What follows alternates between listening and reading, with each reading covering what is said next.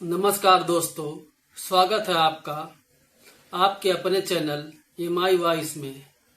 आज की कहानी सोशल मीडिया और आज के जमाने के उस काले सच का पर्दाफाश करती है जिसे सुनकर आपके रोंगटे खड़े हो जाएंगे।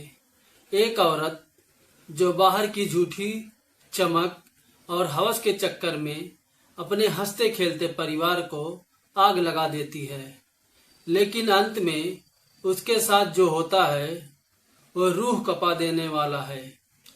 कहानी को अंत तक जरूर सुनिएगा। एक दिन शहर की एक मशहूर महिला वकील के केबिन का दरवाजा धड़ाम से खुलता है। एक महिला अंदर आती है जिसके चेहरे पर गुस्सा था, आंखों में नफरत थी और हाथ में कुछ कागजात थे। वो आते ही चिल्लाती है, मैडम, मुझे अपने पति पर ऐसा केस करना है कि वो ताउम्र जेल की सलाखों के पीछे सड़े। उसने मेरी जिंदगी नरक बना दी है। वकील साहिबा बहुत तजुर्बेकार थी। उन्होंने महिला को शांत कराया, पानी दिया और कहा, ठंडी हो जाओ। कानून अंधा हो सकता है लेकिन यह वकील नहीं। मुझे साफ साफ बताओ, तुम्हारे पति ने ऐसा क्या जुल्म किया है तुम पर? उस महिला ने अपने पति की बुराइयों का पुल बांधना शुरू कर दिया। उसने कहा, वो मुझ पर शक करता है, मुझे आजादी नहीं देता, मैं उसके साथ एक पल नहीं रह सकती।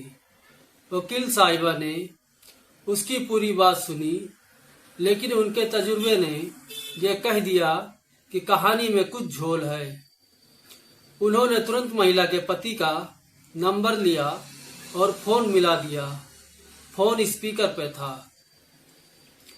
वकील साहिबा ने कड़क आवाज में कहा, मिस्टर राहुल, आपकी पत्नी इस वक्त मेरे ऑफिस में है। वो आप पर घरेलू हिंसा और प्रताड़ना का केस कर रही है। क्या कहना है आपका?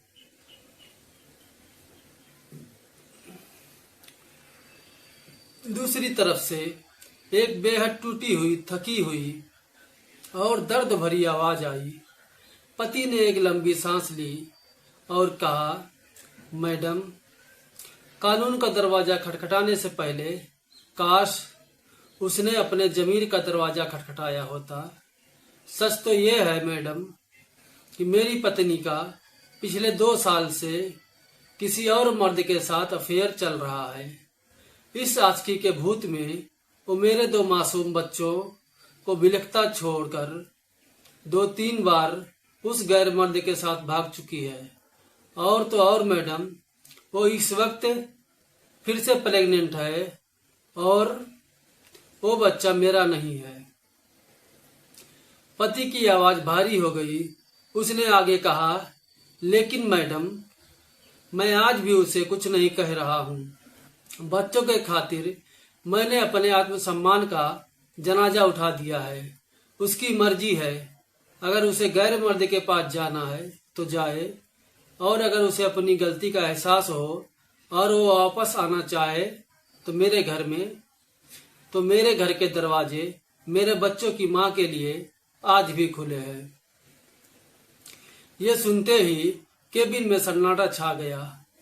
वकील साहिबा ने जब महिला की तरफ देखा तो महिला की नजरें जमीन में धंस चुकी थी।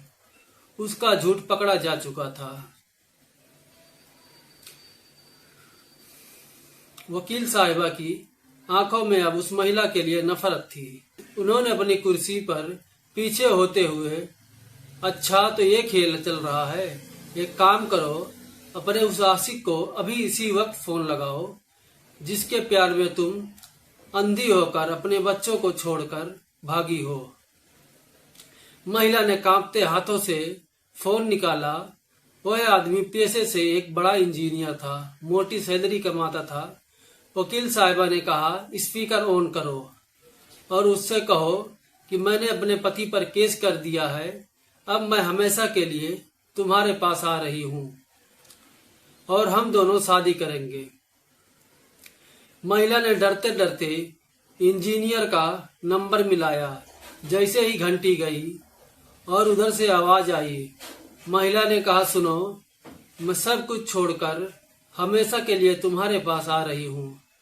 अब हम शादी करेंगे। इतना सुनना था कि उधर से इंजीनियर का लहजा जहर की तरह बदल गया। वो दहाड़ा, क्या बकवास कर रही है? दिमाग खराब हो गया है क्या तेरा? तू जैसी चरित्रहीन औरत से मैं शादी करूंगा? जो औरत अपने 2 बच्चों और 7 साल के पति की वफादार नहीं हो सकी, वो मेरी क्या होगी? पता नहीं कहां कहां मुंह मार कर आई है और अब मेरे गले पड़ना चाहती है। मेरी बीवी तुझ जैसी बदचलन औरत से लाख गुना बेहतर है। दोबारा मुझे फोन किया तो पुलिस में दे दूंगा। और उसने खट से फोन काट दिया।